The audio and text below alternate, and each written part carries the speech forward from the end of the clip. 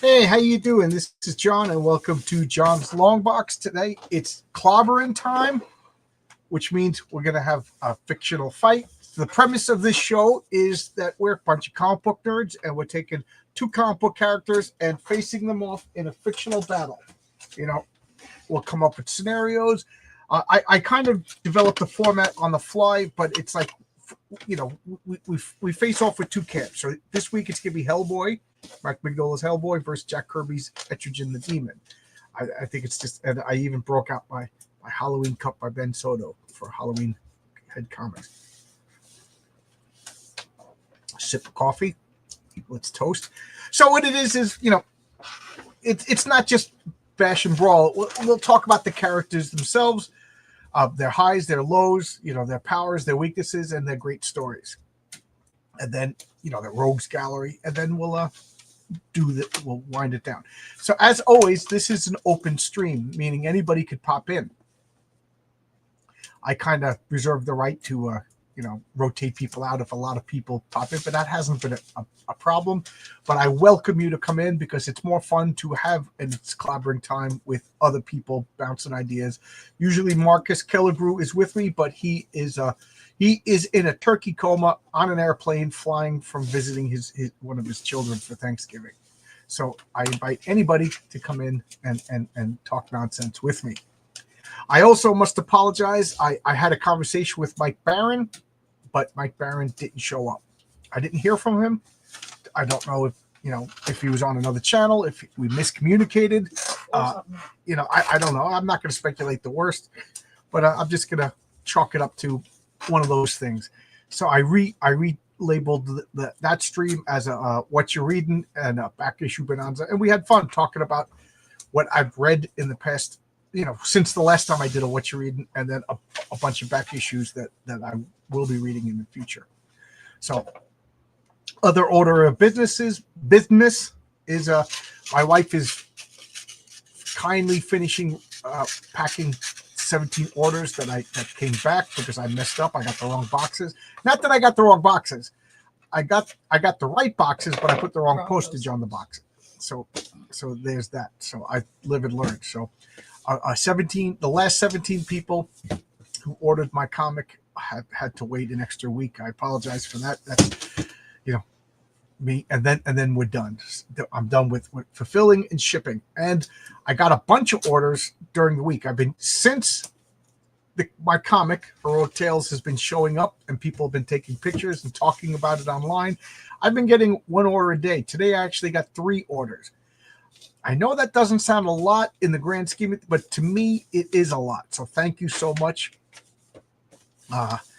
So yeah, I tomorrow, once the orders are shipped, I want to get.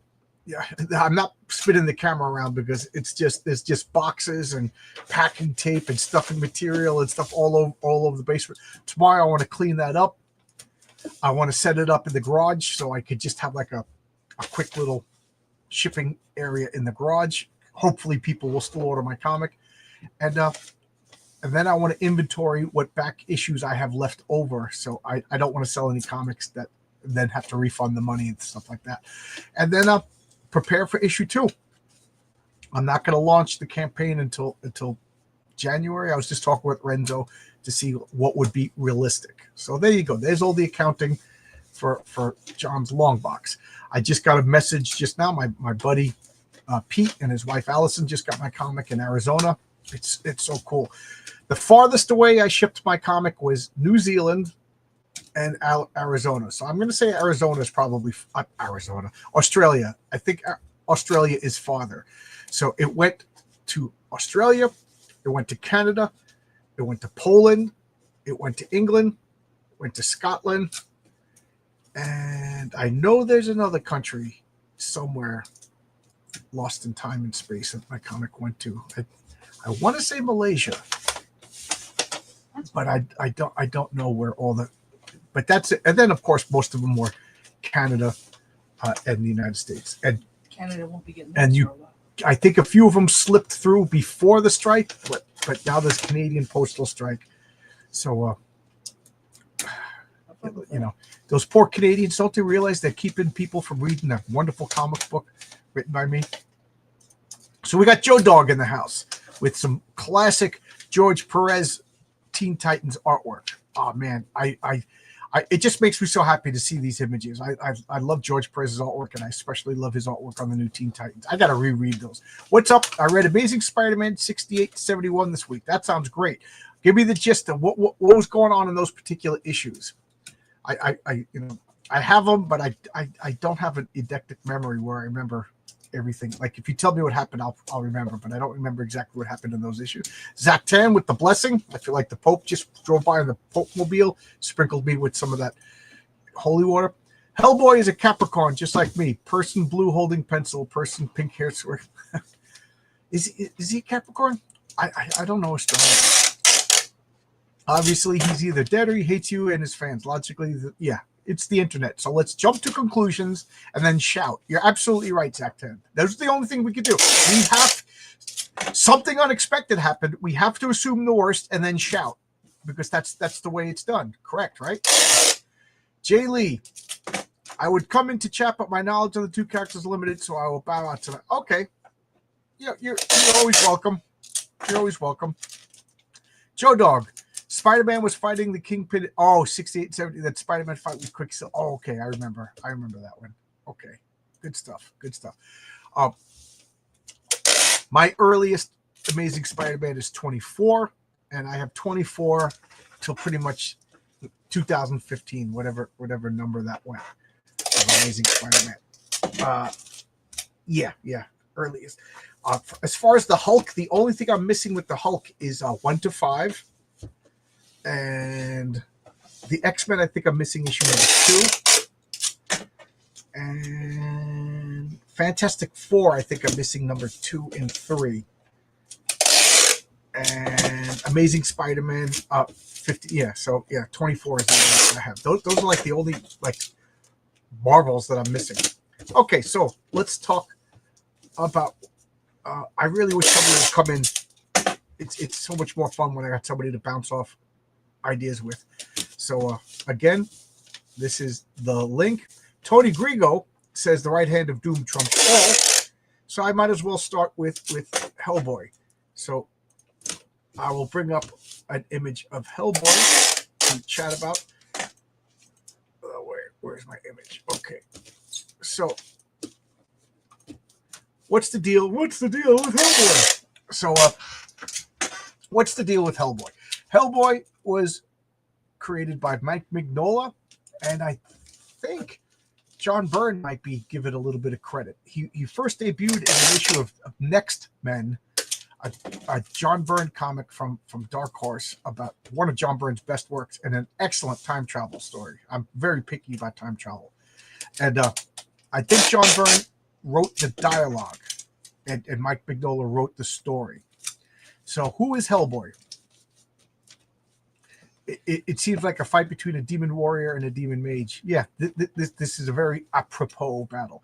So Hellboy, what happened was we've all seen the movies. It pretty much happened like in the movie that he was just born in World War II and was captured. Is that the right word? Rescued, whatever word you want to use, by American soldiers, and he was brought back to the United States, and he pretty much lived on a military base in New Mexico, raised by Trevor Broom, who I called Broom until I saw the movie and realized it was pronounced Broom because those strange spelling.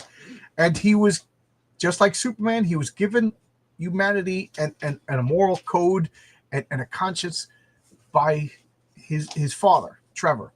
So he's a good guy. And I just love those young Hellboy stories of him, with his cape on, pretending to be Superman or Lobster Johnson. You know what I mean? Like, it was just cool. So to me, I have a soft spot for Hellboy because Hellboy is what I call a Pinocchio. He's, he just wants to be a real boy kind of thing. I always say like a Pinocchio is a character that lost their humanity, but Hellboy never had humanity. This is who he is. He was born like this, and he's half demon, half human, and then the human is a witch. I think her name was Sarah something. But the devil went and did, you know, when the birds meet the bees and they make some honey, they do things, and a lady becomes with child. Well, that's what happened with Sarah, and then I think she was like swallowed up in time, and then like gestated in hell and whatever, and then finally he was born and released upon the earth. Now Hellboy was what Tony Grigo already said. He has the right hand of doom. So you see how he has that gigantic hand? That is the right hand of doom, and it's just oversized. It's like stone, and Hellboy just punches the crap out of things with that hand. I always write up my favorite characters in villains vigilantes, and one of the powers that I gave the right hand of doom is that it just bypasses all weaknesses. So like it doesn't matter if you got magnetic defense or flame defense, that hand just ignores all defenses, and it just hits you as if you're, just a regular defenseless human. I don't know if that's what he does in the comic, but that's what I did in my head canon. I can't believe I used the term that I hate. So he's a demon hybrid, and this is his natural state. Now, had Hellboy been raised by anybody else, like he was supposed to be raised by like Rasputin, the Mad Monk, and Nazis, but I think either the spell was miscast or something, but or he got away as soon as he was born, because he wasn't really born. He was like already like able to move, so with like a toddler. So I forget if he just like escaped or the soldiers took him over, but ultimately he was raised by a good, humane person, and it instilled upon him all the values of a good, humane person. He became like adopted by all the military guys, so he's always hanging out with like men's men, like he was a little kid, like sneaking away with cigarettes, and then his father would catch him, and he was always reading comic books. The movie played up like his love of cats. He did like cats, he liked animals. He likes everything. But he was a red demon, but he was just like a regular boy with everything little boys like. He was mischievous, he was out playing, he was running around, he was being super, riding his bicycle, he was just like a regular boy who looked like a demon. And then he grew strong. Now, how strong is Hellboy? So let's talk about his powers now. The most obvious power is he's fireproof. That's why it became close to Liz Sherman. And now Hellboy didn't really have a romance with Liz Sherman like they did in the movies. Abe and Liz were close that way. But Liz Sherman is a fire starter. She couldn't control a fire. She actually, like, when her power manifested, she burnt down a neighborhood, killed her family. Of course, she became like a troubled person due to that, wouldn't you? And she joined the Bureau of Paranormal Research and Defense, along with Abe Sapien, the fish being, and then Roger, the homunculus, and later on, why can't I remember his name? Lieutenant Tano, who was the Wendigo, and the Ghost. Why can't I remember the Ghost? Mr. Schmidt. So they were like a monster commando, team, but they were cult investigators. And then later on, when the world went to hell in the comics, literally, they became like a commando elite military force. But back to what powers does Hellboy have? Well, they never really explain. He's tough. Oh, this. I'm sorry, I was so much in my world that I forgot to look at the chat. Yeah, we prefer the term liberated. Yes, or was he captured? Whatever. Yeah, he was liberated by the American soldiers. Was she related to Morgan Le Fay and to Arthur? Yes. Hellboy is a direct descendant of King Arthur, so he's in the line of King Arthur. So Sarah, his mother, is a direct descendant of of King Arthur and Morgana Le Fay, and Morgana Le Fay is part Fey. So Hellboy is really interesting. He's part human, part witch. If you want to consider witch another race, that Mike Mignola is wondrously vague about certain details, and he allows you to flesh it out yourself. So he's part human, part witch, part Fey, part demon. He's kind of like a why can't I think of her name? Luthien in Tolkien. She's the accumulation of all the races except for dwarves. Dwarves are like the redheaded stepchildren of Tolkien. So he's got a little bit of everything in him. Now, he's super strong. How strong is he? I don't know. I have every appearance of Hellboy. I love Hellboy. And can he pick up a car? Yeah. But he is like the most restrained fighter in all of comic books. Like, I'm sure Mike Mignola knows exactly how much he could lift, but he doesn't really go around smashing. He does fight. He fights monsters, stuff like that. But he's very subtle with his strength. He's very humane. He's very human. And why? Well, I'll get back to that. I already said he was fireproof. What else? He's like in Dungeons and Dragons terms, he's a low-level mage. He's got a utility belt. And what does he have as a utility belt? Everything that the plot requires. If they're going after werewolves, he gets silver bullets. If he's going after vampires, he has like sprigs of garlic. He also has like talismans that are like carved from the bones of saints and stuff like that to perform exorcisms, and all the good little ghastly nuggets that you'd need to be an occult investigator. It's kind of fun. He's one of those 90s characters that has pouches and bags, but it makes sense because he's always reaching into them. What is it? Just like a baby deer? I don't get that reference. And then we got RRNTZ, 5 New Zealand dollars, which I think is like 87 cents American. Hellboy's best chance is to trick Etrigan into saying the word orange because nothing rhymes with origin. Yeah, we'll get back to that later. It's okay. I know you live on the other side of the planet, and I can't have you driving and crashing your car coming home from work. Toxic masculinity. I'll get back to that later too. He could be better at martial arts, but you're right. He's restrained. You rarely see. Yes. Okay, so I might as well talk about that. So he's very intelligent.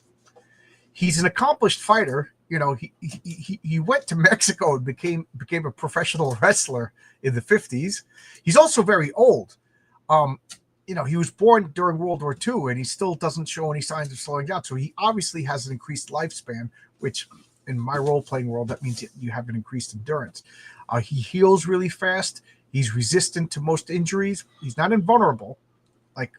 But he can survive and has survived like gunshots and stuff.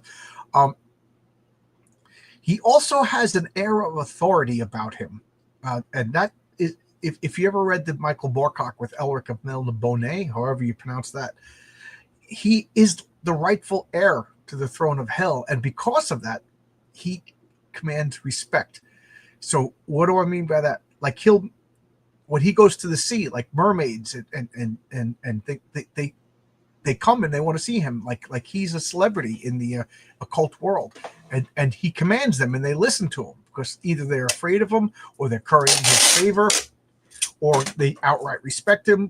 But he does have this like air of authority, and like Mike Mignola just does a really good job with the characterization of Hellboy. Knows that he's fated to take the throne of hell, and this is a guy that just does not want to do it.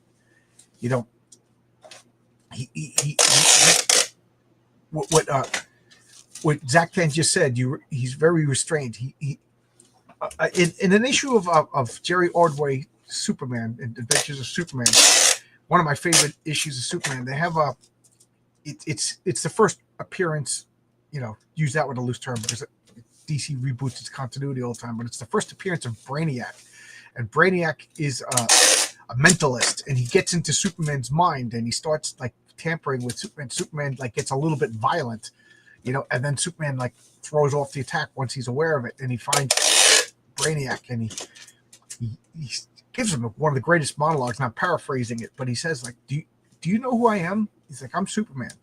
Do you know what I do when I wake up in the morning? My first thought is I could take over the world and reform it into my image and make it a perfect paradise with me as the tyrant. He goes, and then I have coffee and I go back to my normal thoughts. He goes, but the bottom line is that thought is always somewhere in my head. And you know what power it takes to suppress that thought of conquest is the power of Superman. It takes the will of Superman to contain the power of Superman. He goes, and you, my friend, you almost tampered with that, you know. And I thought that was such a great speech, you know, such a great speech. It humanized this. Now, that's one thing I would love to see if Superman and Hellboy like have a conversation like that, because even more so than Superman, I think Hellboy is the example of like just restraint. Like, he knows this creature's whispering into him. You have to take over hell. You could rule the universe. You know, just imagine the incredible. Even as a kid, you know, Hellboy would be like out playing with sticks and stuff like that, playing army man, and little dark creatures would come out and whisper to him. You know, and it's really, really creepy. You know, and that's one of the things about Mac Mignola is he's a master of mood and setting. Like the setting of Hellboy, if you ask me, is a character, you know, in the comics. So he has powers and abilities that he just won't use. Like I think Spawn does that too. Like if Spawn pulls more of his like demonic power, I think Spawn could like rewrite reality with his abilities. But then, you know, he's basically burning up his soul and bringing him that much closer to Malbolgia. But Hellboy, it's like, you know, it's like the Ring in Tolkien. Like, if I start relying on this power, like I will become like Sauron kind of thing. Really, really fascinating character. I really like that. I told you before, I really like these characters that have like a duty and a responsibility because of like the power is almost like a curse, like Black Bolt or Cyclops, you know, in Hellboy, you know, even though it's not as explicit as that. So I do have first off, he's a Pinocchio, you know, even though he was never human, he wants to be a real boy. And so I love that. And I love the fact that he also saddled with this, like, great power comes great responsibility and therefore great restraint. You know, I think even with his left hand of non-doom, he could crush you, which brings us back to the right hand of doom. So what is the right hand of doom? It's a big, oversized stoned hand. And in the movie, they had it like he was pulling switches to activate the MacGuffin device. In the comics, it was just never really explained what exactly the hand is. Zactan, you've read it. You read it. What exactly does the hand do? But it's almost like a symbol of his authority, and like it's like it'll like, does it allow him to wield these like infernal swords? Like it's totally invulnerable, and he just smashes things with it. But I and that's just Mike Mignola for you. They don't explicitly tell you everything he does. So Zach Dan says it's a good speech. It addresses the problem of absolute power, or perhaps dominion, corrupting absolutely, which is why Superman is so disciplined and doesn't use his strength. Yeah, which is why Superman comes in, you know, not full strength. Superman, you know, he restrains himself. You know, he doesn't, like, if Superman was to come in every fight, top level, balls to the wall smashing, you know, first off, every comic book would be over in panel 3, and you know what I mean, and it would be boring. But that's one of the things that makes Superman interesting, is the fact that he kind of uses the appropriate amount of force. You know, he could just be Mr. Crusher, you know, and that's why, you know, people are like, oh yeah, I like the Homelander. He's more powerful than Superman. No, he's not more powerful than Superman. He's just willing to show his power, where Superman is willing to show his restraint. Superman would crush the Homelander. Has the Homelander moved the planet? Etrigan is the son of Baal. Okay, so we'll get back to this. And Anung Amrama is Hellboy's real name. beep, beep, beep, beep. The horn went beep, beep, beep. Right? Red Right Hand is a great song by Nick Cave. Yeah, I love Nick Cave. Yes. Yeah. I love that song too. Isn't that the theme song to Peaky Blinders? So Hellboy has a tail, and what are the circles on his head? Those are horns. He actually files them down. And in one issue, like if he invokes his full power and becomes the king of hell, the horns grow. Hellboy also has this invisible crown signifying his dominance and power and his right to rule hell. And like Tolkien, only certain beings can see it. Now Hellboy could draw on this power, and his crown will manifest, and fire comes out of his eyes and his mouth, and the horns always grow. And then bad stuff is going to happen. Things are going to get real bad when Hellboy like tunes into that power. I'm looking for an image that shows him like at his full glory. Oh, he also carries that gun. He calls it the Persuader. It's like a huge 6-shooter, and it's got like shotgun shells that he like could that he could fill in with whatever he needs. So like he's going after vampires. So he like with prep time, because again, Batman's not the owner of prep time. He could get he makes like garlic bullets. He made like anti-witch bullets. So when he goes into this form, Hellboy is like he surrenders his humanity and this crown of flame. But like again, infernal beings can see the crown, and it is kind of creepy, because then all of a sudden like Hellboy will be like talking, and they'll see like an infernal being, and then you see Hellboy with the full crown and everything like that talking, and everybody else is like, what's going on? Oh, the gun is called the Samaritan. The Persuader was somebody else's gun. Whose gun? Who had the Persuader? Was it Lobster Johnson had the Persuader? The gun is called the Samaritan. Thank you. But you knew when Hell, and then like he would power down, and he would still have the horns, and he would take like a hacksaw and cut the ball. In one particular instance, he broke one off and used it as a weapon. I don't know. That makes my head hurt thinking about breaking off those horns. But as you can tell by the way I'm talking about, I really like Hellboy. Mike Mignola, I'm a big fan. I try to get everything that he puts out as far as Hellboy related. So it's a complicated history. It's a series of mini-series. What orders are they? Like when I still get the floppies. So when I bag and board them and put them away, man, like it's just difficult to keep track of them all. And you know what else is difficult to keep track of? T-Bunny. Are you here? What's up? You got a camera? Yeah, I do. Okay. I just like look. There you go.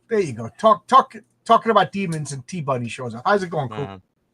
Yeah, speak of the devil. Yep. By the way, your order is one of those boxes that got returned. Well, my wife is packing it up right now, and it's going out tomorrow. It should have been out last week, but I already told that story how I kind of messed up at the post office. I used no problem. I used the correct boxes, wrong postage. And okay. You wanted to see me go nuts and yell and scream and look like a crazy person? You should have seen me last week. But then I calmed down and realized I was the one who made the mistake. But are you a Hellboy fan? Ish. I watched that Crooked Man movie the other day. Oh, is it any? I didn't know it was out already. Yeah, it's actually on streaming. It didn't last long in the theaters. It's any good?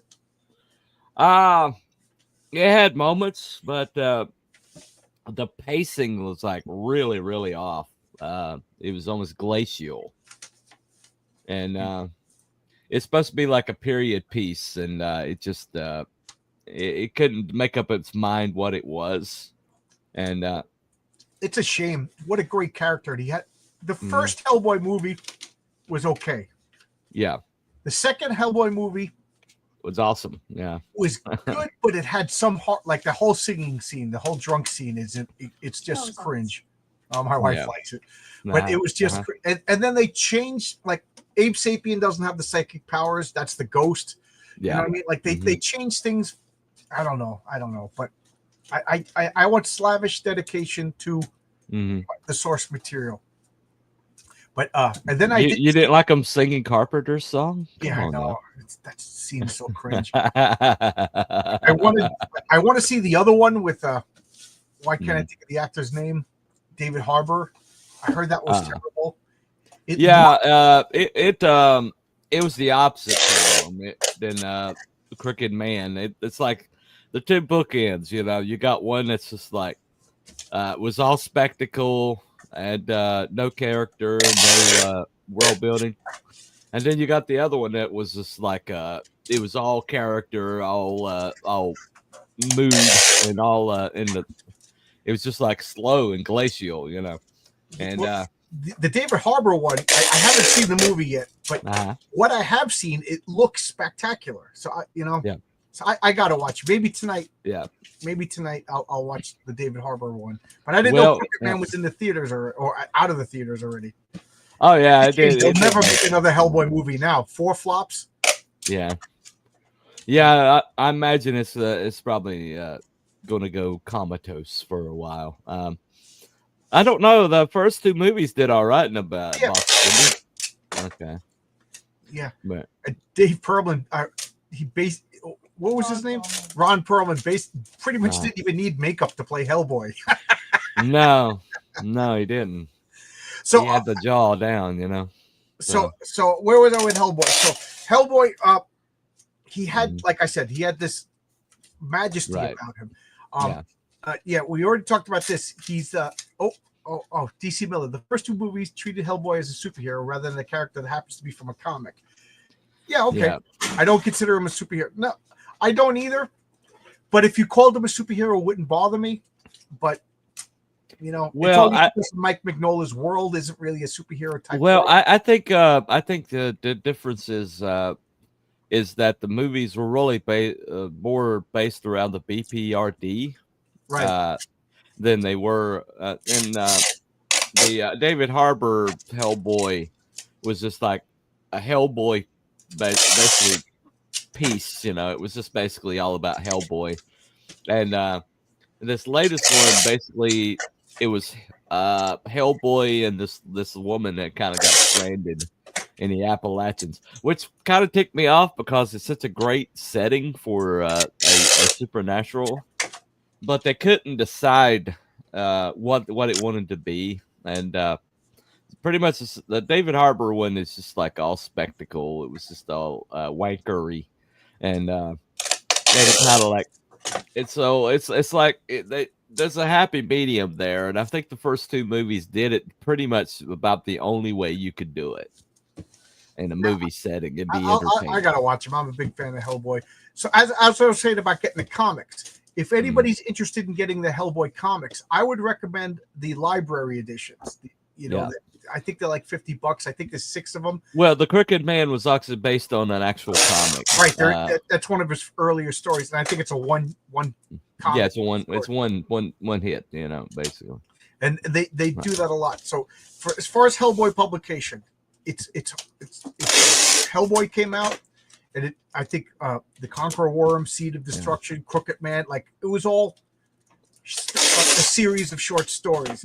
Well, I think what hurt it was modern politics, because there was this black minister who was like was like one of those magical black people, and there was this woman that was with him, and she got more screen time than Hellboy. Oh, you're talking about the movie? Oh, yeah, the Crooked Man. Yeah, the comics, and then the first spinoff was Abe Sapien had a 4-issue limited series, and then Abe Sapien went to like a 99-issue series. And the thing about Abe Sapien is he's a deep one from Lovecraft. They tell his story. He's a human mutating into a fish, and by the end of the story, he's a full-on like monstrous looking fish. Well, Del Toro wanted to tell that story with Abe Sapien, and that's why he did The Shape of Water, because he wanted to tell an Abe Sapien story, but he didn't have the access, so he just made him something else. And then the BPRD came out at the same time, and that was a series of miniseries, and then eventually they just folded it in, and I think that went to like 150 issues. It was really good. Now in the Hellboy world, the apocalypse came. Yeah. Right. The world has fallen. There's only a few pockets of civilization that exist. So you know, but instead of zombies, you get like these frog-like beings, and you know there was a bunch of series called War on Frogs 2, blah blah blah. Yeah. And again, it's impossible to follow unless you literally get like the Wikipedia, or you know, and what order should I read this in? So it's a really but it's a really rewarding. Yeah. Spoiler alert. 6 volumes of the library editions of Hellboy tells you the story. And Hellboy comics stopped coming out for like 15 years. You know, and it was just the BPRD, and Hellboy was literally walking underneath the ocean. And he got swallowed by a whale. So he was out of the main character was out of the Mignola universe for like 15 years in real time. And then finally he showed up you really didn't miss him because all the characters were really cool characters. Yeah. And then, spoiler alert for anybody, Hellboy dies. He dies. But it's also, now his spirit sits on the throne of hell. Yeah. And that's like the last image is he's got the horns. And now Hellboy comics still come out. Why? Because they're set in 1952. They're set in 1956. And I have a feeling that Mike Mignola will probably tell like the grand final of a Hellboy comic. But like I said, we could still argue the ending because it's very ambiguous. So that's Hellboy. You know, who so I talked about who are his enemies. Well, his enemies are the occult world, demons, monsters, you know, witches. Miss Rasputin's like the big guy. Rasputin. And Rasputin kept coming back, just like the real Rasputin. Yeah.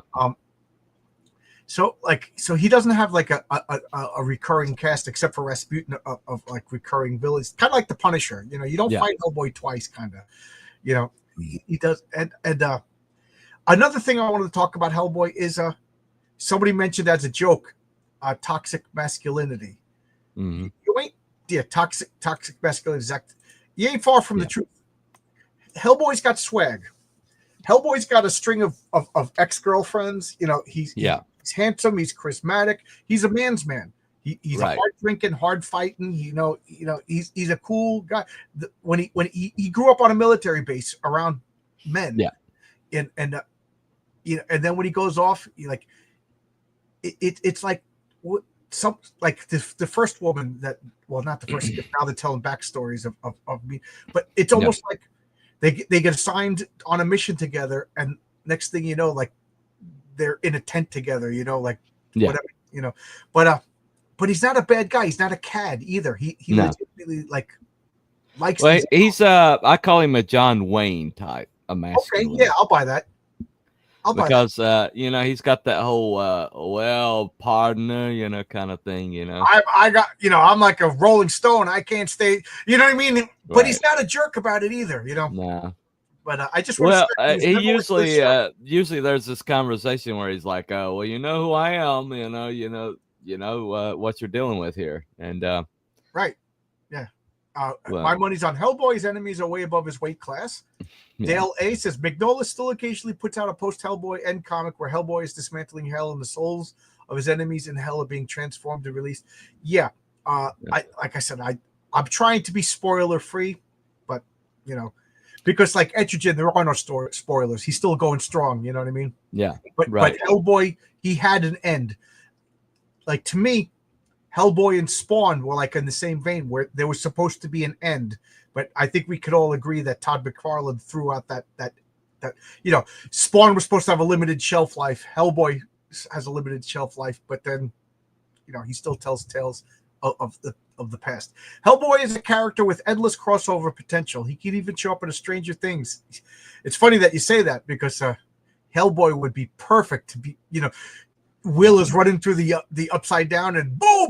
Kid, get down, kid. And you see Hellboy blowing those.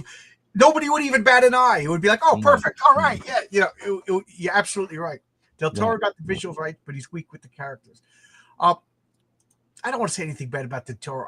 Did you ever see his movie Kronos? I love that. And I did love Shape of Water, and I absolutely love Pan's Labyrinth. Del Toro, the way I put it is he's great on spectacle, great on the visual, and but when it comes to the emotional part of it, he does tend to. It's almost like he does what he thinks looks like emotion, or the way it's supposed to look like. But I don't think he has an actual attachment to it. You know what I'm saying? Yeah. And that happens a lot. You know, I think he's very autistic. You know, just from the interviews I've seen with him, and so I don't think when it comes to emotionality, I think he rather than actually connecting to the emotionals of it, he almost goes with what's supposed to look like when there's an emotional attachment, which would explain the whole Carpenter's thing. I mean, Yeah. I just thought that was like a miss that, like, oh.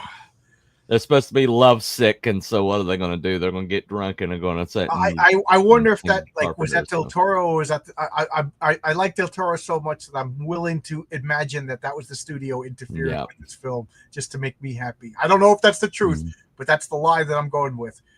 The Ogdu Jihad and Nimue the Blood Queen. Yes, the Ogdu Jihad are like these Cthulhu-like demon gods that exist in a higher plane that you never really see.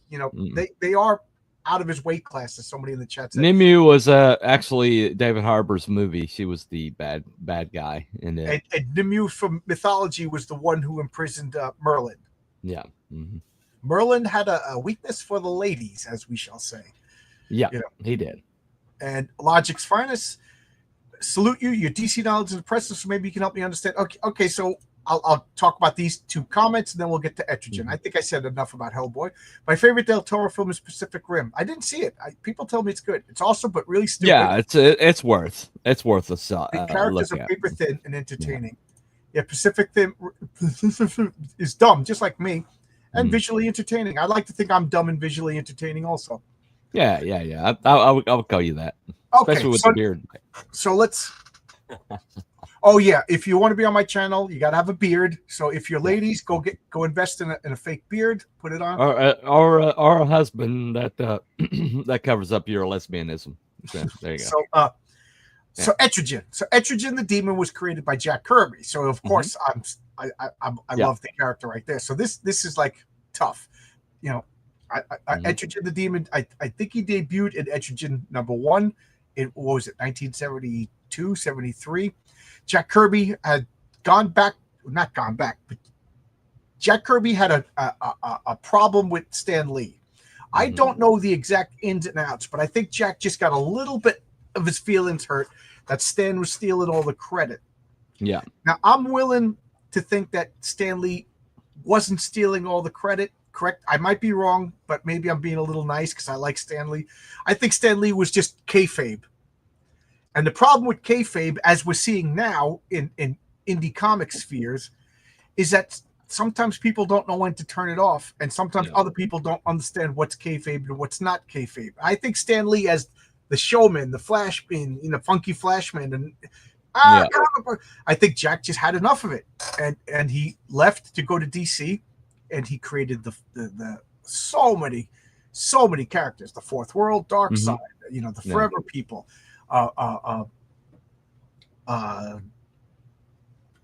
Clarion the Witchboy, Demon, Commandy, and everybody's favorite Omak. Oh my God, Omak is such a bizarre, strange comic. It's amazing, and he made up all of these characters, and sometimes he was working on all these comics at once. I know, like Commandy, Demon, and Omak. Yeah. I think they alternated. Like he was literally like over here, right. And so who is the Demon? Do you want to talk? I've been talking a lot. Coop, do you want to talk about the Demon? Well, the Demon is actually the son of Belial, and he was fused to a knight of in King Arthur's Camelot called Jason Blood. And it rendered Jason immortal, but it was more of a curse. And there's like a big missing space there, but he shows up back in Gotham as a demonologist.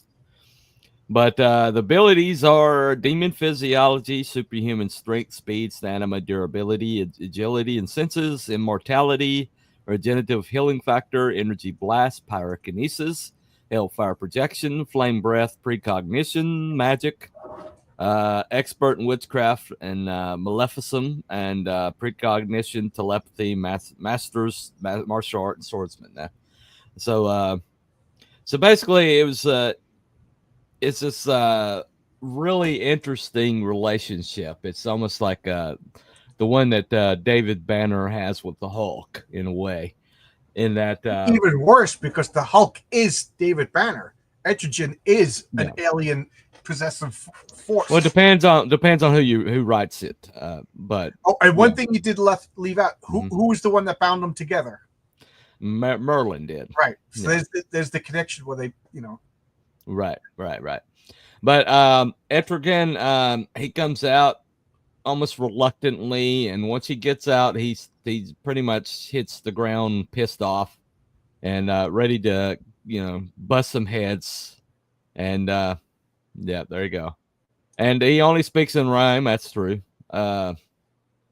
Anyway, but he the really interesting thing is that once he calls Etrigan forth, he has no control over whether Etrigan's going to do his bidding or not, and Etrigan could show up and not take the side of his allies. And so anytime he comes out, Etrigan's going to do Etrigan things, and so it's like it's a last resort for Jason Blood to call him forth. But once he calls him forth, he really has no control over him. And so Etrigan will basically do what he does. And then once the time is up, he will go back into Jason Blood or go back to wherever he goes, I guess hell or whatever he spends his time. I looked at Etrigan as like, I always talk about everything in Dungeons & Dragons. Etrigan is chaotic. I wouldn't go as far as to say he's evil because he does do good things, but I would say like Etrigan is chaotic neutral, whereas Hellboy would be almost lawful good or neutral good. Yeah. But like I totally agree with what you said. Jason Blood does not want to release Etrigan if he can help it. And when he does, it's almost like a Hail Mary. He's like, all right, Etrigan, I don't know what's gonna happen. Right. But, whatever, maybe you could control him. Like, we got Dr. Fate over here who could rein him in. Yeah. You know what I mean? Or we have this mutual enemy that's more horrible. But if it's up to me, I wouldn't bring him out because if there's a female there, he'll usually do what they want him to do because he's kind of a cad in a way. But females have been known to sway him to take their side. That's right. But Merlin himself was half demon. I forgot about that. Yeah, absolutely. Right. Tony Grigo knows his stuff. Tony Grigo knows. And Tony, I just saw on Facebook, Don died. Don was the owner of the comic book store that we both went to back in Albuquerque. Tell Liz, I'm sorry. I like Don. He was a good guy. Unless I'm wrong, hasn't it been confirmed that the only character Stan Lee actually created was the Black Panther? That's news to me. Every other character he put the writing polish on the character. I don't know. I thought Jack Kirby created the Black Panther. Jack Kirby called him the Coal Tiger at first. Yeah. So the way it seemed to go, the dividing of is basically but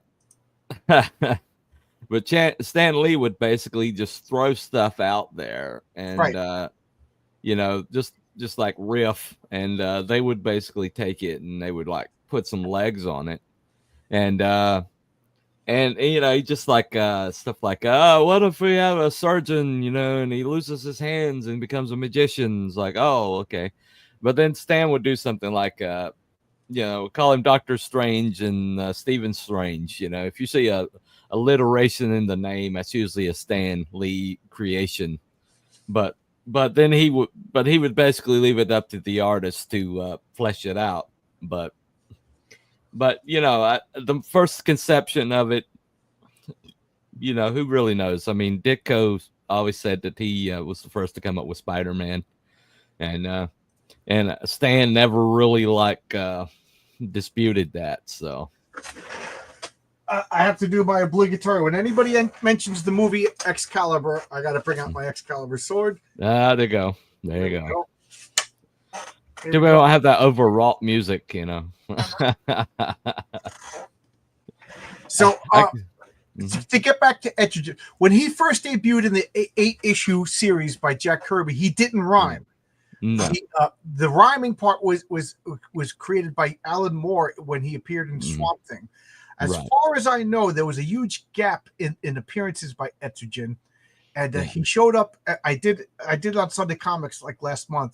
The culmination of the American Gothic story in Swamp Thing, where all the occult figures are getting together to fight this godlike anti-god kind of character. And Etrigan, they really first off, Alan Moore created the rhyming and kind of made it like a class or an order of demons that were rhyming demons.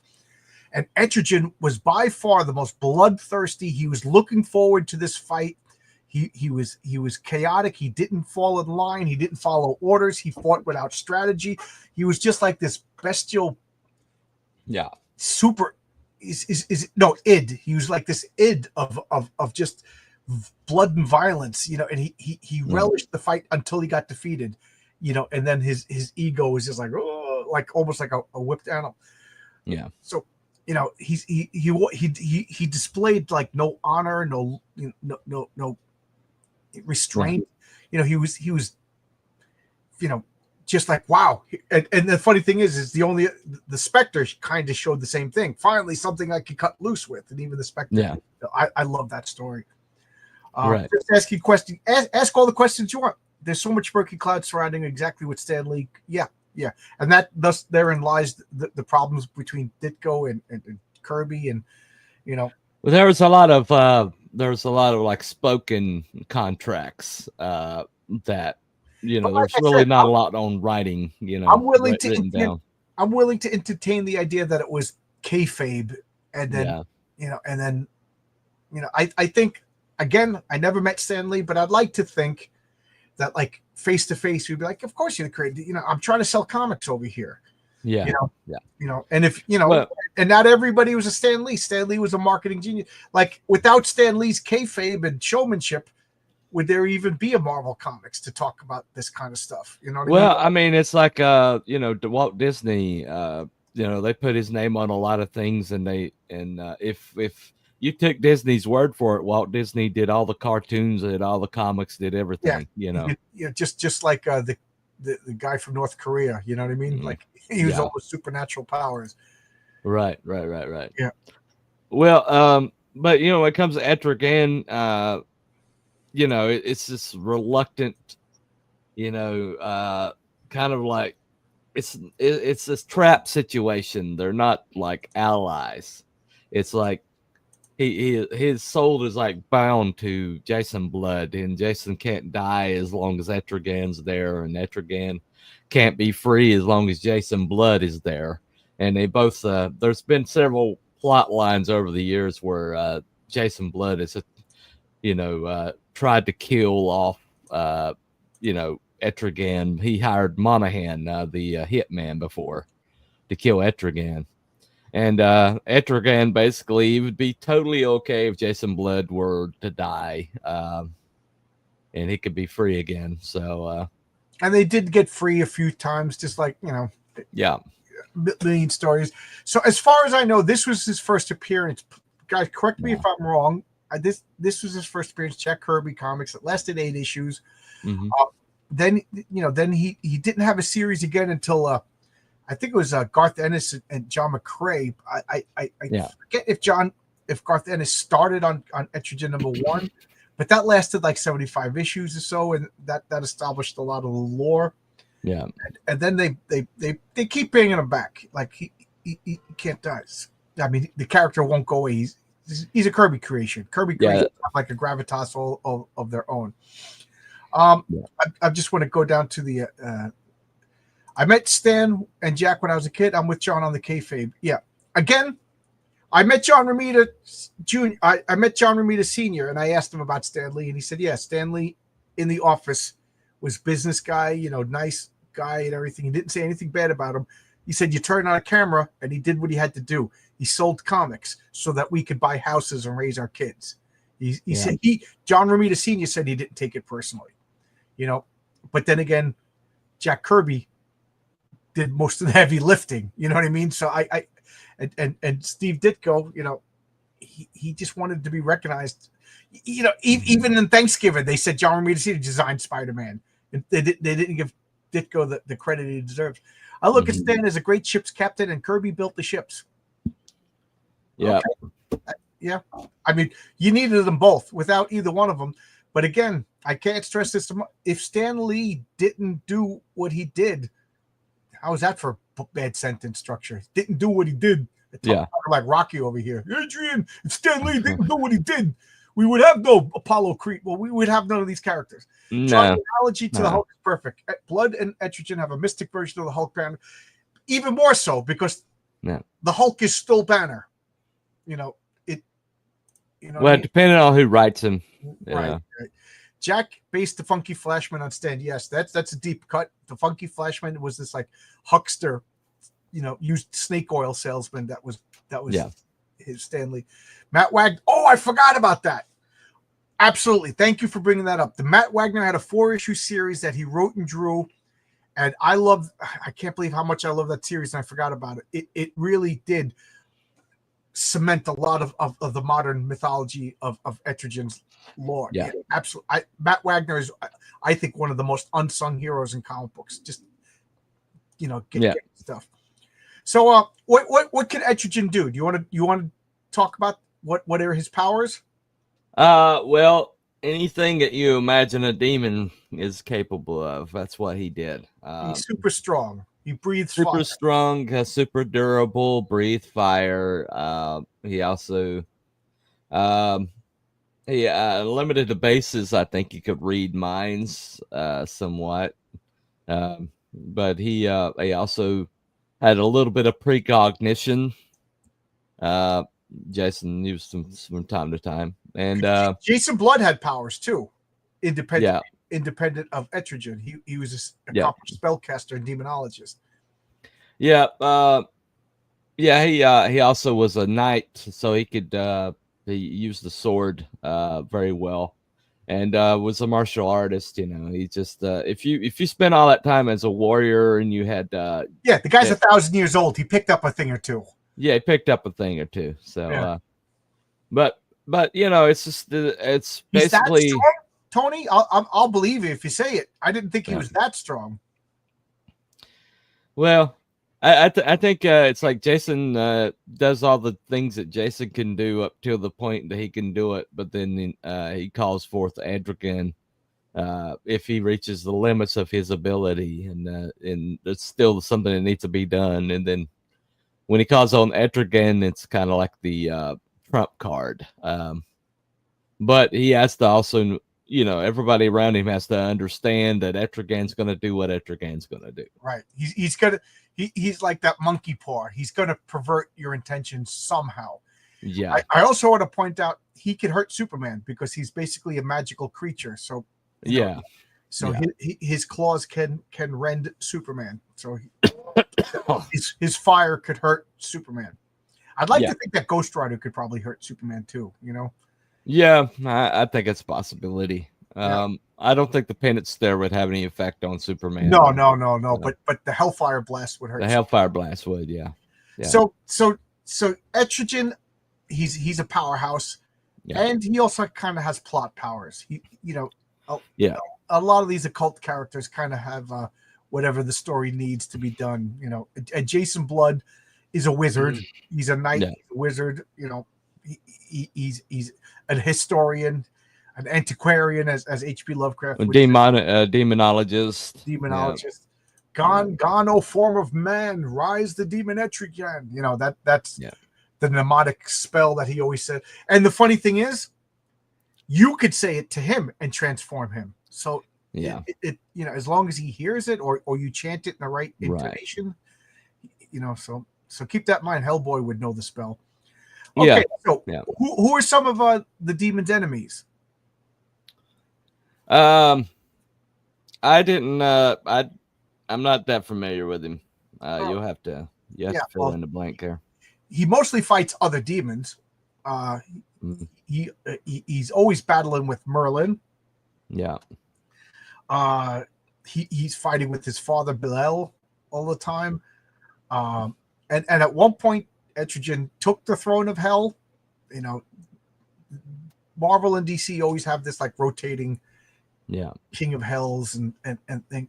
So at some point he's like an archduke. Sometimes he's cast out. Sometimes he's more good than evil. Sometimes he's more evil than Right. he's like the Daffy Duck of characters. You never know what he's going to do. Yes, Tony Yeah. Grigo, I forgot. Yes, he fought Morgana Le Fay.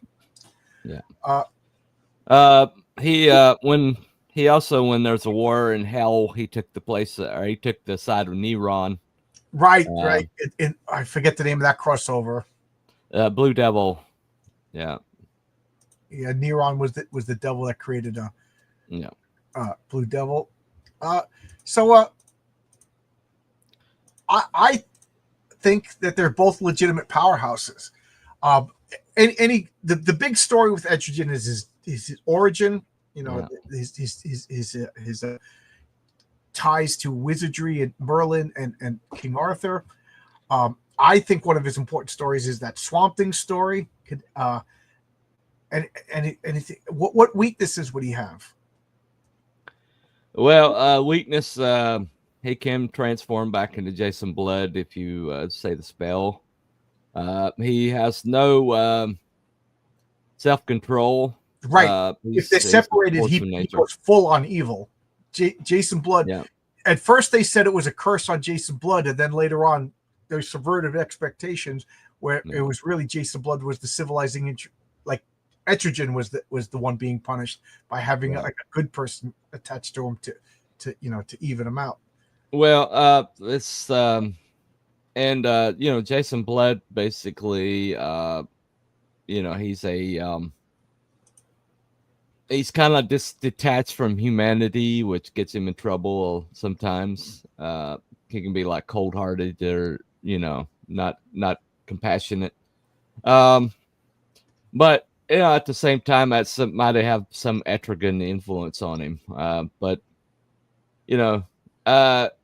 basically, as long as Etrigan is free, you've got a massive problem on your hands. But at the same time, I look at Etrigan as like fire. Fire could be used as a tool to help, or fire could be used as something to destroy. He's not very focused. It's not a tool. He's more of a well, he always has machinations with him. He's gonna do what he wants to do for, and the first thing he wants to do is free himself from Jason Blood. Right. Yeah. I want to address some of these comments, and then we'll set up the fictional battle.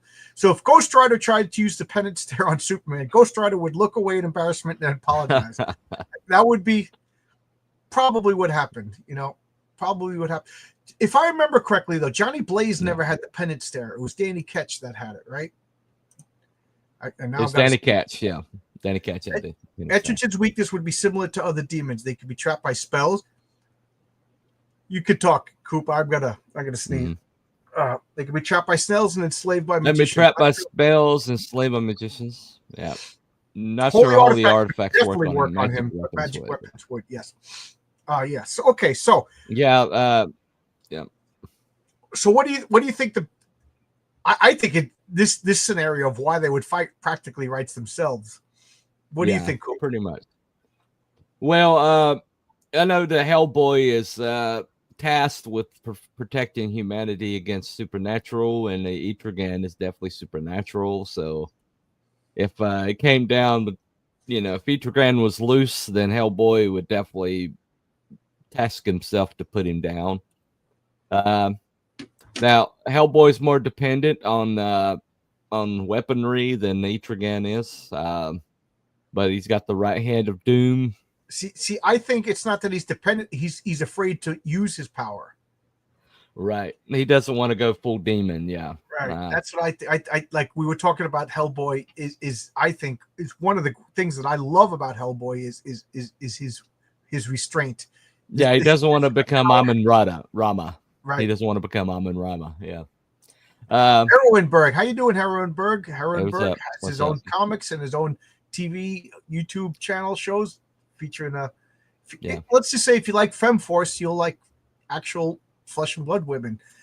I have a related question to you. Damien Hellstrom, Son of Satan, just totally drop out of the Marvel universe? Because Etrigan versus Damien would have made a lot of sense too. That you're right. Yeah.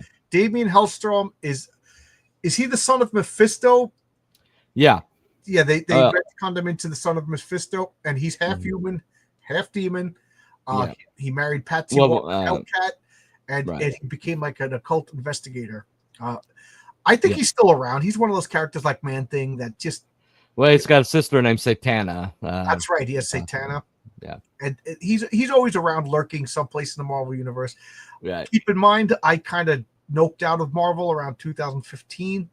So I don't know. So I can't believe it's been almost 10 years that I've been out of Marvel. So I don't think you've missed much. Yeah. So. Yeah. And I'm slowly buying comics, and I'm not at the identity politics phase yet. So it's only going to get worse. RJ Williams. Hey guys, I came home from work and found out that Project 2025. Yeah. Project 25 is they're going to come into your house and steal all your comics. So you gotta know that Project 2025 will. Nobody's allowed to have comic books or pants for some strange reason. Hellboy would win because Etrigan were too busy thinking of rhymes. You know, Etrigan should make a rap. If Hellboy could trick Etrigan into ending a sentence with orange, then it's all over. Nothing rhymes with orange. What are you eating? Toss him an orange. Ask what he's eating. All right, so let's get. This is the way I think a fight would be. It almost writes itself. They both have this tie to Merlin. Mm-hmm. And Hellboy is destined to rule hell, and Etrigan wants to rule hell. So now, I mean, all you got to do is put them in the same room. They're going to fight. You know what I mean? Yeah. Hellboy doesn't want the throne of hell, but he also doesn't want anybody to have the throne of hell, much less this conniving, power-hungry madman is, so... Right. You don't even have to come up with the contrivance. They're going to fight. Like Spider-Man and Batman, you got to come up with the contrivance why they're going to fight. Yeah. Etrigan, Hellboy's just like, he just sees him, and Hellboy's just like, it's on. You know what I mean? Hellboy would just like light a cigar and say, all righty, here we go. Like he would just turn around to like Liz and Abe, like, I got this. Get out of here. You know what I mean? Like, flee. This foe is beyond. And they would just fight because that's it. Well, Etrigan's fire breath wouldn't have had any effect on Hellboy. Good point. And that's one of his main weapons. His claws wouldn't scrape Hellboy because he's invulnerable, invincible. And I think his strength would have an effect. And Hellboy has been known to take damage, just not like, it takes internal damage, but he doesn't take like exterior damage. Like Hellboy, I always like if it doesn't kill him outright, he will heal from it. He doesn't regenerate like Wolverine. Like you're not gonna watch his arm grow back like Savage Dragon. But if you beat Hellboy, he's going to limp. He's going to get beat up. His internal organs are going to get messed up. But eventually, he will be restored. Etrigan is more of an id. He's more of a instinctual being. Hellboy's a thinker. He's a planner. He's a schemer. And I think ultimately that would be what would win the fight. Is because Hellboy would just outthink him and just adapt to the situation. Etrigan, if it doesn't rend with his claws, if it doesn't burn with his breath, he gets bored. If he's pretty much Etrigan at his core, at his heart, is pretty much a coward. I think he's a bully. He's a bully, yeah. So I think they would come fighting, and Hellboy would oh crap, that if anything is his catchphrase, oh crap is his catchphrase. Yeah. Oh, he would unleash with the Samaritan. I think Etrigan would laugh at that. Yeah. Etrigan would taunt him. He would one of those lizards that do that dance to show you how Etrigan would be all jerky like that. Hellboy and him, and I think they would fight. And I think Hellboy would run up and smack him with that right hand of doom, and I think Etrigan would be like, "Oh, this is a real fight. Yeah, this is a real." And I can't help but think that Etrigan probably is physically stronger, only because we never get to see the full limits of Hellboy's strength. And I think Etrigan would just body slam Hellboy, and just body him on the ground, I would see Hellboy having to go Amun Rama. Yeah, you're jumping ahead of me. I think Hellboy would get in a couple of chops, and I think Etrigan would, because he's not stupid.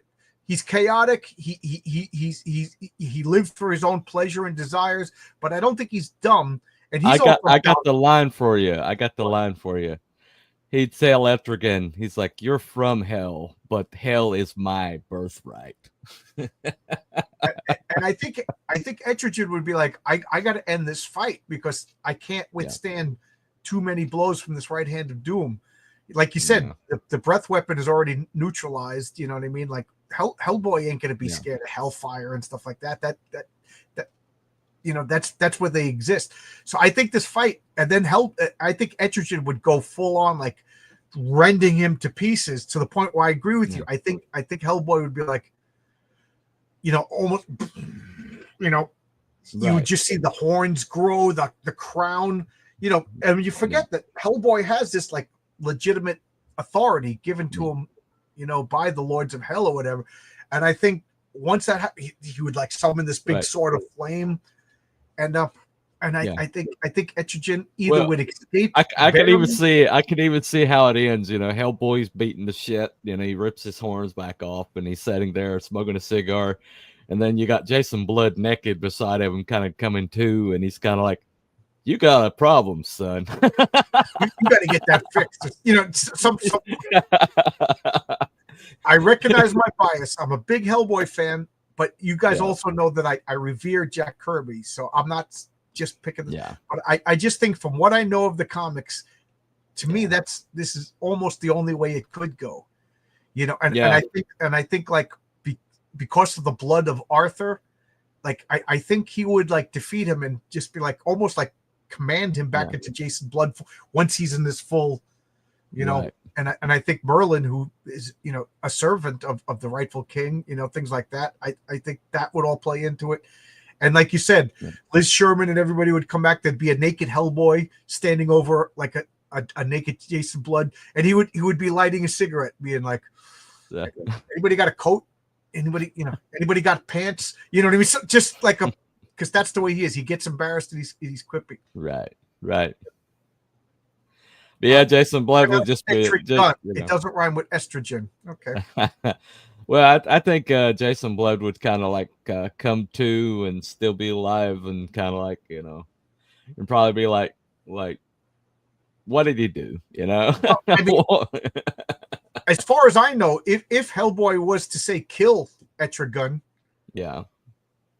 Jason Blood would become Jason Blood, but uncursed. Now, would he age and die? Because they kind of hinted at that. But I even think Jason Blood would be happy to age and die without the torture of the demon. But anyway, we got a bunch of people watching. Anybody agree, disagree, have another scenario? Cooper, do you seem that we're on the same page as this? Yeah, I don't think it could go any other way because Etrigan is just a denizen of hell, and Hellboy that's his birthright. He could wear the crown anytime he wants to. He just rejects it. And he rejects it, he fears it, he kind of hates it, and he's too good. Trevor Broom did a too good of a job of raising him, because they kind of the U.S. government, I think the English government wanted to kill him. You know, Yeah. And one thing I really like is in a couple of issues, Hellboy's a teenager and he like steals a Jeep and he goes joyriding with soldiers and stuff like that. Right. And when he comes back, he looks at his father and he towers over him. You know, and he's like, "I'm sorry, Dad." You know, like he's a good boy. You know. Yeah, he is. I like that. He is. And I always got to root for the good guy. You know, that's my right. Yeah. Right. I think Hellboy would win. What does Dirty Old Fatty say? Old Dirty Fatty. Hellboy uses gadgets or devices that are of apocalypse. Yeah. You know, again, they both have magic spell use, but I would say Etrigan has a. He's probably more adept in magic than Hellboy. Yeah.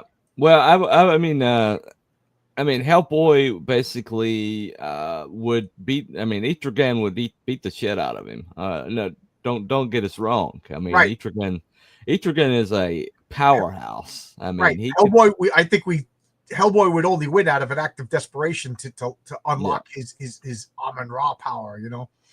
Yeah, he would have to use the trump card he has in his back pocket to beat him. But you know, it's just yeah. Yeah, I think he would go. And I'm not trying to dismiss anybody in the comments that was rooting for Etrigan. I just think that came from people who didn't read the comics and didn't know the full potential of what Hellboy could do. You know, and again, I think it's to Hellboy's credit of how restrained he actually is. Now, if anybody, I can't claim to have didactically memorized all the panels, but has anybody seen panels of Hellboy lifted up school buses or anything? Because I do think he's super strong, but I don't think he's on the strength level of Etrigan, who has been shown, you know, doing superhero levels of strength. You know, Hellboy does superhuman levels of strength, but I don't recall him like ripping bank vaults off. And I could be wrong, but I think I remember Etrigan bloodying Superman's nose before. Yeah. Well, he's got that occult energy, so you know. Yeah. He could get through Superman's defenses, and he's got the strength to do some real damage. I've seen Hellboy like punch through bank vaults, but that's because of the innate power.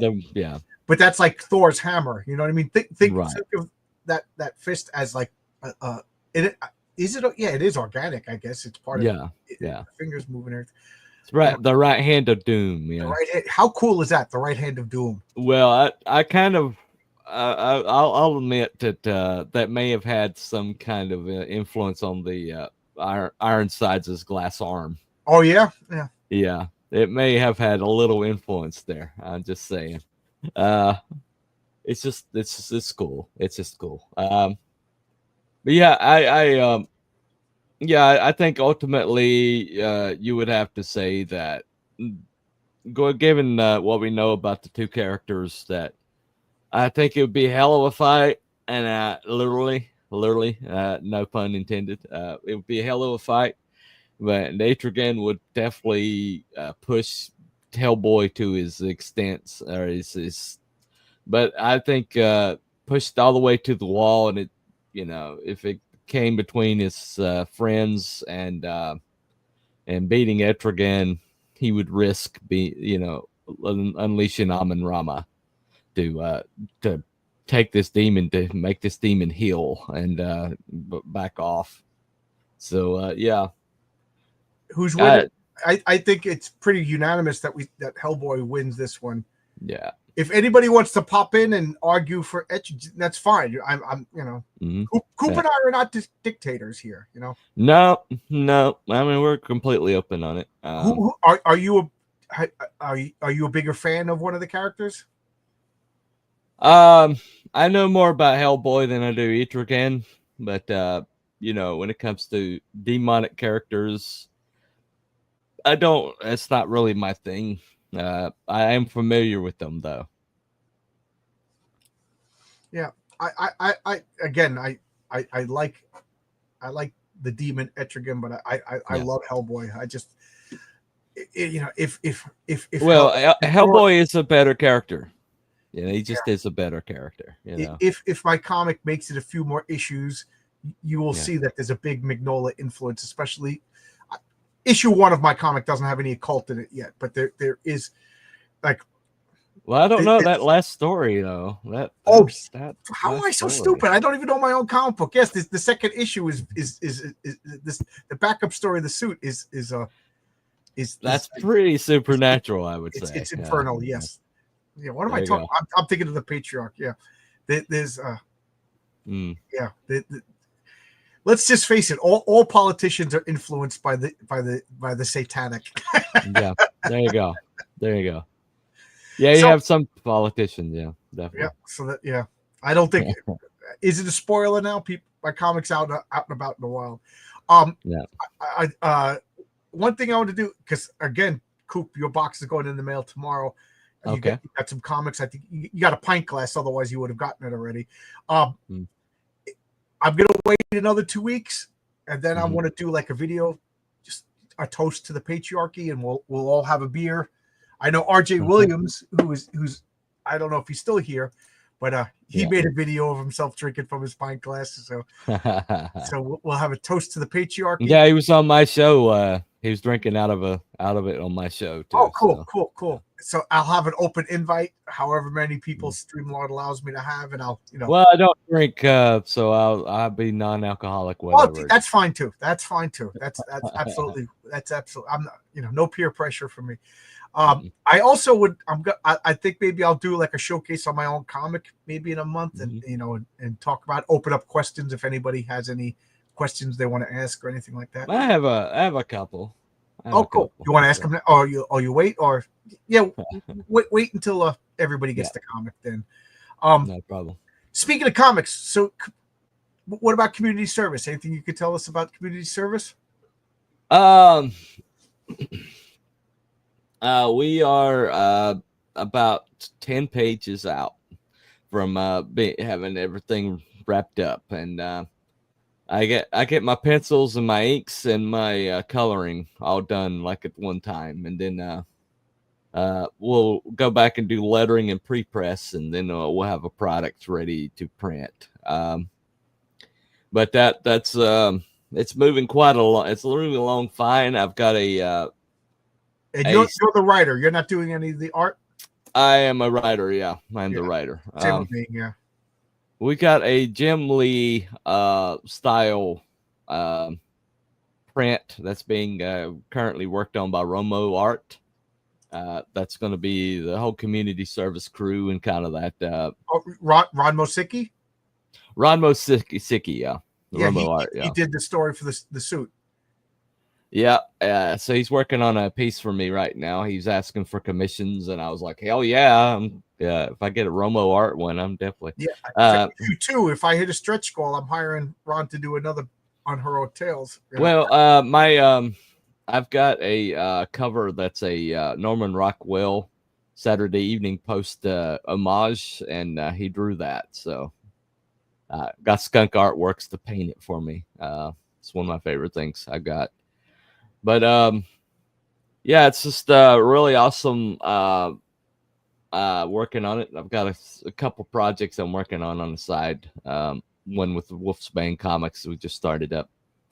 But it's I'm trying to get this thing out, and hopefully some of the printing costs will lower by the time I'm ready to print. Hoping several things improve with the incoming administration, let's just say. I'm not launching until January because first off, it's Christmas is coming, the goose is getting fat, and second off, I think a lot of people are waiting to see if things change. So my comic, Renzo just finished. He wanted to draw the Mary Sue story. For those of you who don't know what I'm talking about, my comic is gonna be split in two. So the Patriarch will always have he's the flagship, and then I'm gonna have like a rotating secondary story. I don't want to say backup because it's a secondary story. It's just as equal, and I'm gonna introduce the character Mary Sue. Renzo wanted to draw a sexy girl, so he drew that first. Monday he said he's gonna start with the Patriarchs. So he's gonna draw the first 4 pages of the Patriarch story. The name of that story is called Subterranean Homesick Blues, and then he's gonna draw the cover. So then I could start promoting it, and have pages for the Kickstarter, and I'm hoping that we could launch the campaign for issue 2 in January. I'm getting good, but Coop, did you read it already, right? Yeah. Yeah, you got a digital, but you didn't get your physical copy yet. Not yet. Yes. Not yet. So, yeah. So, looking forward to having the physical in my hand too. Thank you so much. Thank you so much. So, I have so many plans for the campaign for issue number 2, but my gut tells me to keep it simple. But yeah. But me, I'm like Etrigan in the fact that I'm chaotic neutral, and I get an idea in my head, and before I regulate the idea, I'm acting upon it. Yeah. So that's one of the reasons why my first issue was so expensive, But I'm already getting T-shirts made, so I might actually have Mary Sue T-shirts. I'll have Patriarch T-shirts. I have cards. I'm gonna have a lot of cards. I want to. I hear you. I want to spoil something. Yeah. I'll do it, Ethan Van Skyver. If we can get up to $62,000 in super chats, I'll show you a spoiler. I'm going to show a spoiler. I had a friendly argument with people, like a best case argue. We were talking about, one of my things is oh, thank you, Tony. Don't let me leave without addressing Tony's chat. One of the things that again, friendly argument, good sense of the word. I was talking about how I'm strict with superhero names, and this person who I wish I could remember, he said, "But all the good names are taken. That's why there's bad superhero names." And I said, "No, there's still good names taken." And so here is a page in Mary Sue.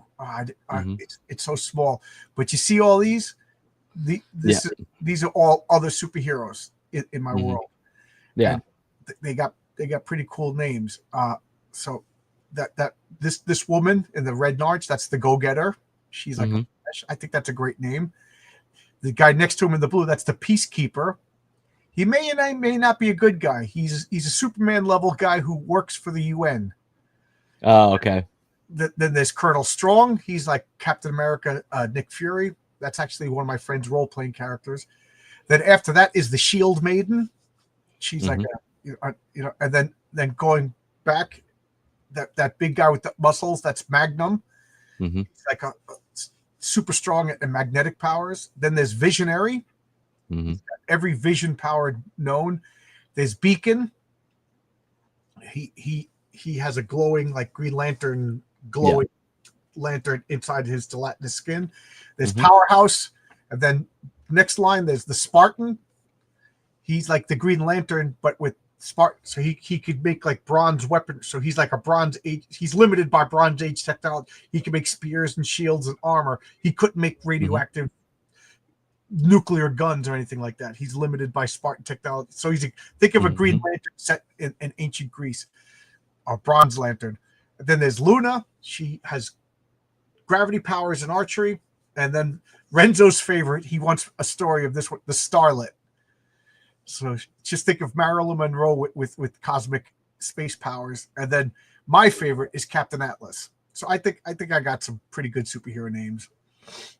And then you see the two lines converging. That's the secret. That's the secret of all superpowers. And that'll be explained in next issue. So again, I can't help but spoil things. I'm a spoilerific fool. Zach Ted says, I like both tales, but the suit really has. Oh, wow. Cool. I was afraid. I almost censored myself with the suit. I'm not going to give spoilers, but I thought maybe I went a little too far. I haven't heard that complaint yet. So I guess, I'm the only one. But I was talking with Ron, like I almost had him redraw a page. I was like, I think I might have went too far. And Ron was like, it's your comic. I'll do whatever you tell me to do. Ron is professional, good guy. And Coop, do you agree? He's quick. I forgot to send him a page. And like 3 weeks before the comic goes to print, he just banged out a glorious page. He's so good. So let's what do we Coop, did you freeze up? Are you there? I think we lost Cooper. So what are we going to do for next It's Clobbering Time? So Tony Grigo suggests Lucifer at DC Comics versus Mephisto. That's pretty interesting. Surtur versus Amon on Rama. That's a tough one. I like that one. Etrigan wins Hellboy's outmatch, The Boy in a Man's World. I bought the book today. Oh, you're one of I had 3 sales today. Thank you so much. I'm gonna pack them up right now because I'm going to the post office tomorrow. Friday's a good day to buy my book because Saturdays I get to go to the post office. When I get home, it's too late. Oh, what do we got here? Oh, cool. Mm-hmm. Cool. Go down the list. I love this stuff. I love this This stuff. is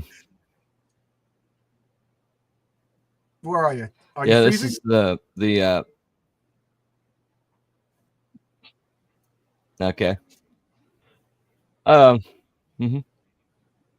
Go ahead. I'm waiting. I thought you froze. Yep, the pirate chick. Yeah, I did for a second. Okay. The 2 on the end are actually a kind of a Etrigan situation. They're together. They're called Violence. But that's which one are Bloody you Rose talking about? Annie. The ones all the way on the closest to me. The 2 ladies. Oh, so they're Mm-hmm. They're Transformer. One turns into the other. Yeah. Well, Bloody Rose Annie is a ghost, and she switches places with the young lady, and the young lady becomes the ghost, and she becomes the physical. But she still has a lot of ghost powers. But her name's Bloody Rose Annie, and she's a ghost of a Barbary era piratess queen. And the next one over in the purple, that is Switch. Okay. She can either boost your powers or kill your powers. She just doesn't know. Oh, so she's like a literal switch. She's a switch. She's chaotic. Pretty much chaotic. That's funny because I'm playing with the idea of a character that could basically do that. Because once you understand the nature of superpowers in my world, yeah, you know, a character with the ability to shut off your powers would make total sense. right. And then we got J. Jonah Jameson over here. Yeah. That's actually Dr. Cypher. He's kind of a he's a empath of very incredible power, but he kind of keeps it under wraps. But he's He like also unregistered. Looks like he'd sell me a used car. Yeah, well, he's a college professor. He's kind of got the he's got the Converse sneakers. Just my idea of what a college professor would look like. But anyway, that's Ironsides, as we talked about before. Yep. With the glass arm, the gravity power. Then you got beside him Blackjack, who has the power of he's like a living pirate radio station, but he can take radio waves, project them, but he can also absorb them and turn them back into energy. Okay. Beside him is Deadeye 2. He basically he's like Frankenstein's monster as assassin. Okay. Beside him is Collision, and he absorbs kinetic energy and it bulks him up, but he can only do it for like 15-minute intervals. Collision's a good name. Yeah, but that took a while to get that one. But he turns back into a fat redneck, after that. Fat redneck is a good name too. Yeah, he's kind of incel. He's kind of like the definition of an incel. Beside him is the kid, they call him the architect, and he if he can conceive it, he can build it. Oh man, now I got to change one of my characters because I literally have the same thing. The architect. He's like Green Lantern, but Well, that's actually not his. It's a designation. So it's not his title. It's a designation. There's the architect is his superhero name. He's and he could, Well, he's every generation, and there's one boy in every generation that can do this, and Oppenheimer was the last architect, and before him was Tesla. Oh, okay. And so one person every generation has this power, and he just happens to be the one for this generation. But he's just a kid, and my architect and your architect have different powers. Then, if you're gonna say like Tesla, so they'll be different enough. Like I have a character called the Sleeper Agent, and so does David Brink. Mm-hmm. Yeah, but I don't think there's any crossover there. I already changed the name of my bad guy.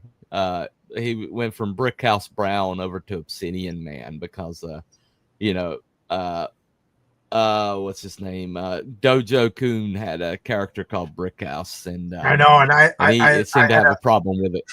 I had she was a super stacked blonde chick named Brickhouse who was, va boom, and she was like 7 feet tall and everything.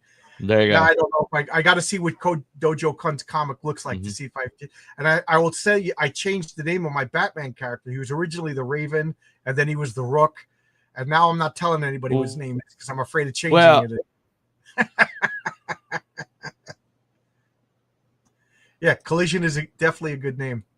So every once in a while I hear a good name and I go, man, that was a good one. That Collision is my favorite. I like Ironsides too. Did you freeze, Coop? Yeah.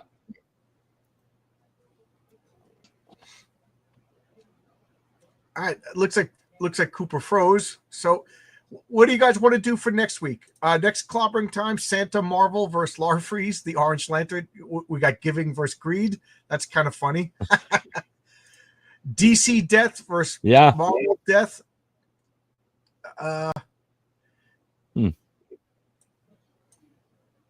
Anybody?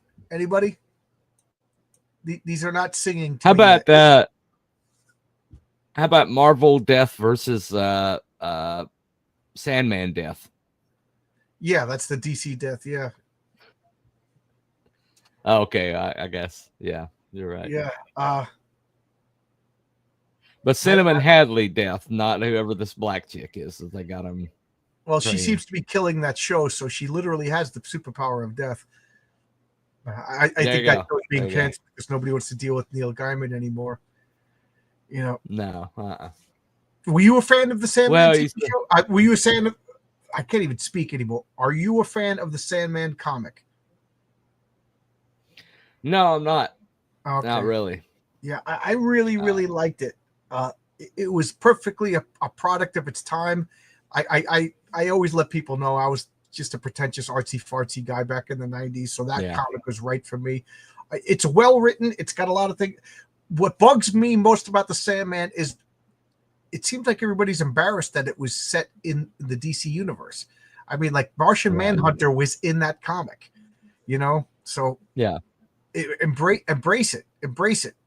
And what really bothers me is nobody else from DC could use these Endless and all of these characters anymore. But dude, when you're playing in DC Sandbox, like Alan Moore lets people use John Constantine. Who the hell is Neil Gaiman to not let other people use his characters? I just find that to be I don't know. Well, he's an ass.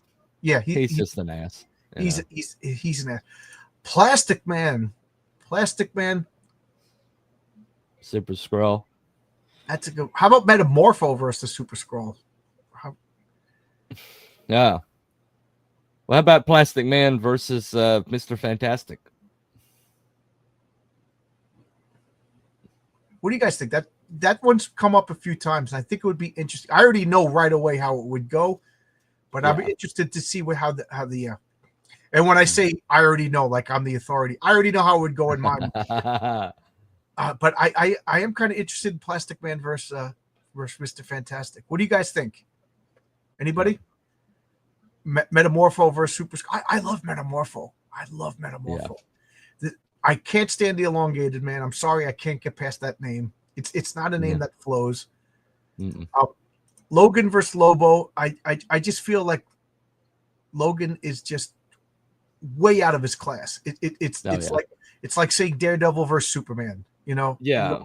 Lobo's way way more powerful than that. Plastic Man versus Mr. Fantastic. What do you guys think?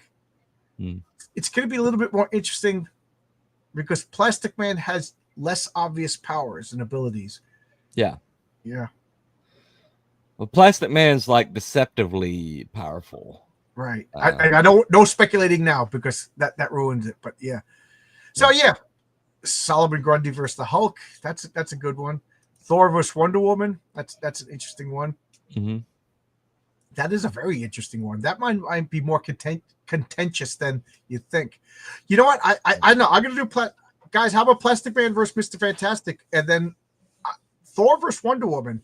I really want to think about that one more because kind of like the battle of the sexes, maybe. But not only that, but I immediately went to one, and then I started thinking, no wait, it could just as easily go to the other. You know, that one could be pretty contentious. Yeah, and let's be realistic. A little bit of drama is what sells. So like a contentious fight would probably get more people watching. And Michael Bank, we got a good audience tonight because Michael Bancroft is sick. So so there you go. Plastic Man is way more powerful, but Juggernaut versus Superman. These are all pretty good. So keep these in mind. I want to use these. I definitely want to use Thor versus Wonder Woman because now that's got my mind going. But Plastic Man versus Mr. Fantastic for next week, and maybe in 2 weeks Thor versus Wonder Woman. Juggernaut versus Superman. That's kind of an interesting fight. That has like a doomsday, a doomsday death of Superman vibe going to it. But there you go. We're gonna shut this down because I didn't get to eat dinner. So I'm like getting crouchy now, and I don't want to yell at poor Cooper, who's been doing nothing but nice things, helping me out. Mr. Mixelplick. I know I'm going to catch hell with Mark Miller, but I don't like Mr. Mixelplick. I don't like those impy characters. The only one I tolerate is the Impossible Man because he's not as powerful as Mixelplick and all these other guys. Have a blessed day. Have a good. So. Yeah, next week will be Plastic Man versus Mr. Fantastic. Coop, you're always welcome to come back. It's a pleasure.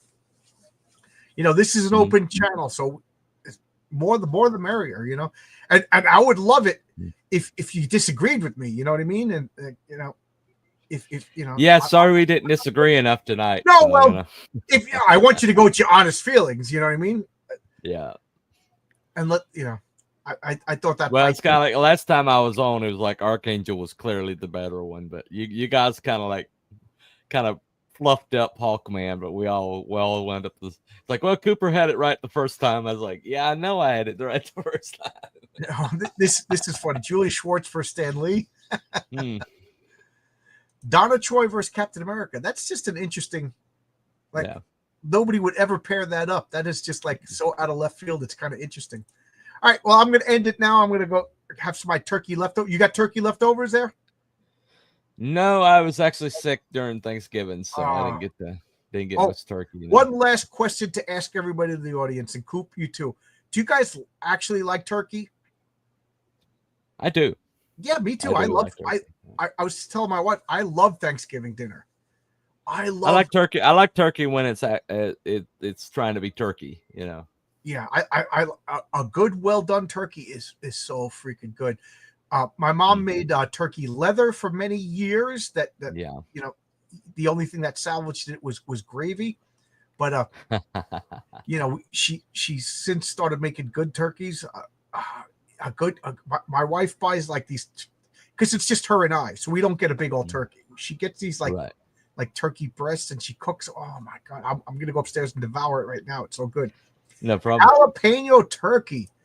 Never heard of it, but you struck my interest.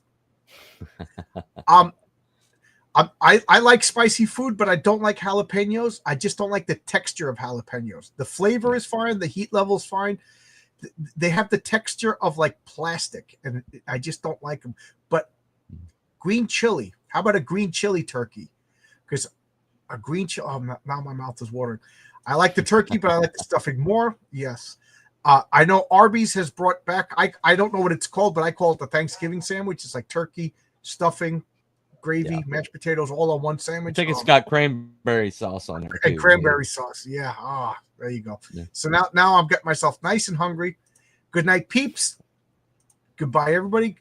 And thanks a lot, Cooper, for being our guest. Check out community service. When do you think when is this going down? How long do you think? I think I've got it scheduled for March next year to be ready to go, but it may be later. Okay, so we'll just say like the first half of next year, sometime first half. Yeah, sometime first. It's already on Fund My Comic. I know I already backed it. I'm looking forward to it. I think Coop gets superheroes. And and thanks. And somebody said, I forget who it was. Duxus. He does. I think he's one of the Friday nights. He's on later tonight. He says he doesn't like Cape shit, but he's looking forward to my comic. And that strangely, that's a really nice compliment. I don't like blondes, but something about you.